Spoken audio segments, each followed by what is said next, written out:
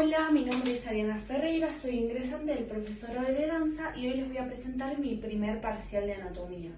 Les voy a explicar la posición anatómica, que es muy similar a la posición natural del cuerpo cuando estamos parados, pero con las palmas de las manos hacia adelante y los pies paralelos uno al lado del otro. Esta posición la utilizamos para definir el movimiento de los músculos. Esta posición tiene diferentes planos de movilidad. Estos planos son tres: el plano sagital, el plano transversal y el plano frontal. A continuación les voy a hacer una serie de poses donde les voy a ir explicando los diferentes movimientos del cuerpo. La primera pose es esta.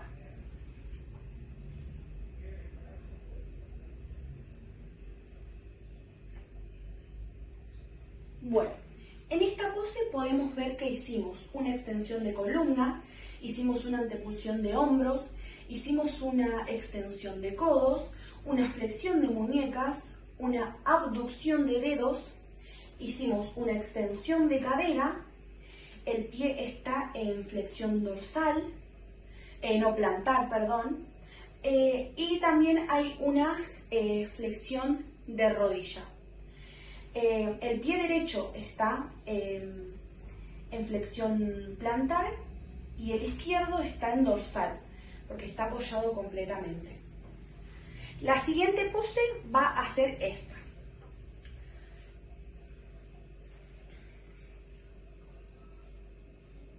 Bueno, en esta pose podemos ver que estoy haciendo una abducción de brazos y una aducción. Estoy haciendo una inclinación lateral de cadera, estoy haciendo también una abducción en la cadera y las rodillas están en extensión, las muñecas y los codos también están en extensión, mi mano izquierda está en pronación y mis dedos están en abducción, mientras que los dedos de la mano derecha están en abducción. Los pies están en posición planta. Bueno, la tercera posición va a ser esta.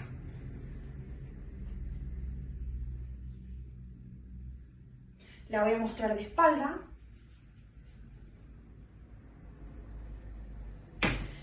Y en esta pose podemos ver que estamos haciendo una rotación externa cervical. Mi antebrazo está en supinación. Mi otro brazo y mi codo está en flexión, mi otro brazo está en rotación interna, la cadera está en rotación externa, mis muñecas están en extensión, mis dedos están en aducción, mis rodillas están en flexión y mis pies están en plantar. Esta pose va a ser esta, que la voy a hacer de frente y de costado.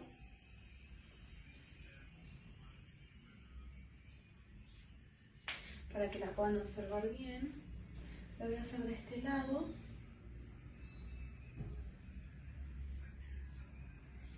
Donde vemos una rotación de la caja torácica, donde vemos una flexión de columna, vemos que nuestro antebrazo está en pronación, los dedos están en aducción, está en una rotación externa el brazo. Después vemos que nuestras rodillas están en flexión, ya que también se flexiona la columna. Nuestra cadera está en una rotación interna, porque tengo los pies para adentro. Bueno, voy a comenzar hablando del sistema osteoarticular y muscular dentro del sistema de huesos que conforman el esqueleto, los cuales el armazón que le da el soporte al cuerpo y debe ofrecer rigidez y movilidad. además de estar conformado por los huesos que le sirven para el sostén y para que los músculos, al estar agarrados de ellos, puedan tirar y hacer palanca para así poder mover todo el cuerpo. Bueno, voy a seguir hablando de los huesos. Los huesos son largos, cortos y planos. Tienen componentes minerales que le aportan rigidez y orgánicos que hacen que sean flexibles. Necesita la combinación de estas ambas propiedades para poder cumplir con todas las solicitaciones. Deben soportar presión, torsión, flexión y tracción. Además, un hueso largo se compone de 3 partes. Los extremos son la epífisis, que es de una textura esponjosa para que estos puedan absorber impacto. Por otro lado, la parte central, que tiene una estructura de forma tubular, que le da la resistencia y contiene la médula ósea. El hueso se encuentra recubierto con una cubierta que se le denomina periósteo. Las articulaciones. Estas articulaciones unen a los huesos, pueden ser móviles, son discontinuas y permiten la movilización. Se denomina superficie articular a la parte de un hueso que entra en contacto con otra y que les permite ajustarse mutuamente a otra. Como se puede definir de varias formas, voy a nombrar una que se llama esférica.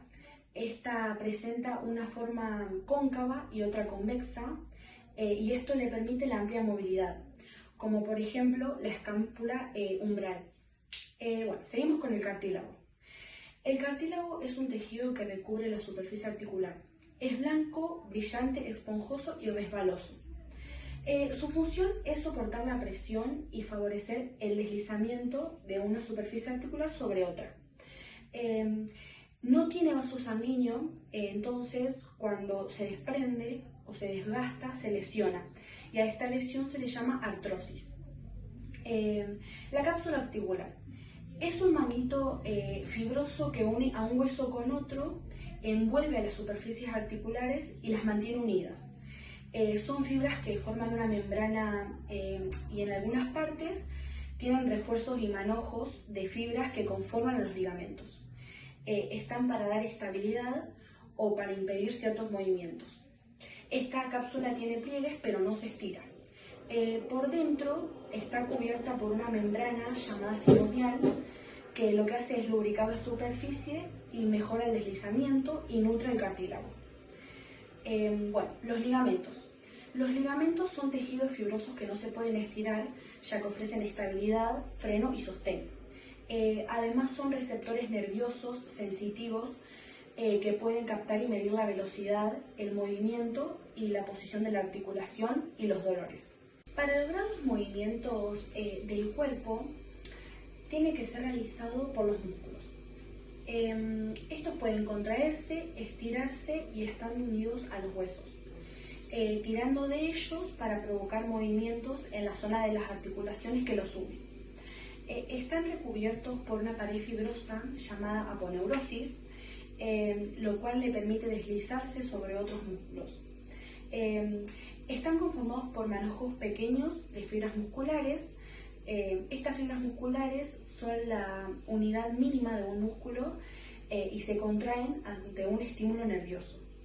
Conforman el vientre muscular y están unidas a los huesos para una prolongación de aponeurosis que las envuelve y se van uniendo a otras para conformar un tendón. Los tendones conforman la inserción del músculo al hueso. Retomando con lo que dije de las fibras musculares, también están conformados por células miofibrillas.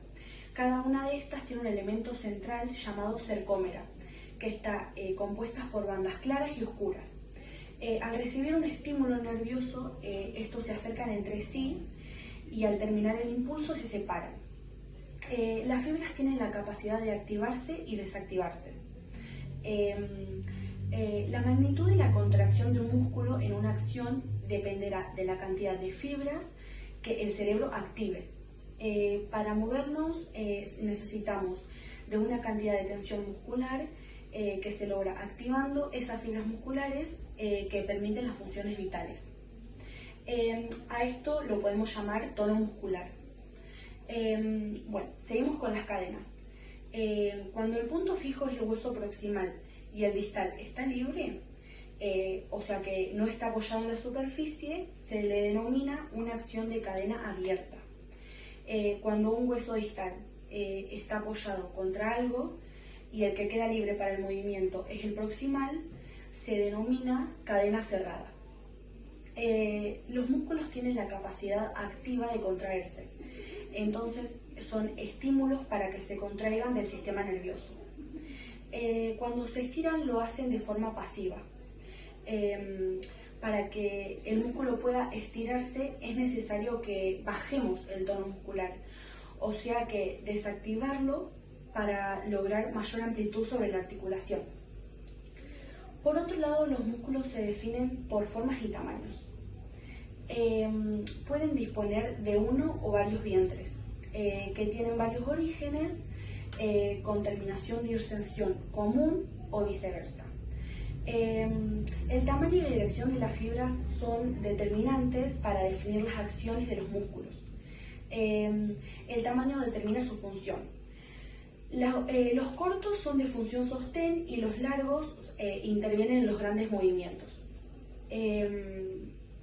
Las funciones de los músculos se encuentran dispuestos en el campo de pares. Entre sí cumplen funciones opuestas. Cuando el músculo se contrae, cumple la función que se denomina agonista, mientras que su opuesto se estira y cumple una función antagonista. Esto cambia en función de acuerdo a cuál de los dos se contraiga. La fuerza de resistencia. Todo lo que se opone a la acción de un músculo se denomina fuerza de resistencia y se clasifica en 4. Primero está la acción de la fuerza de gravedad, o sea que debe vencer su propio peso. Segundo, la resistencia a bajar el tono muscular de su músculo antagonista. La tercera, el peso de un objeto externo. Y la cuarta, que es otra fuerza externa que se oponga.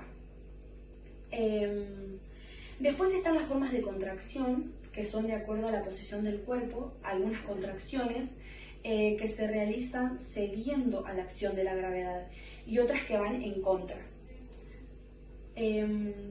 Una es por acción de ceder a la gravedad y otra por acción de ir contra la gravedad. Las contracciones pueden ser concéntricas, o sea que la acción se va hacia el centro del cuerpo, y las excéntricas se hacen por frenado y se alejan del centro del cuerpo.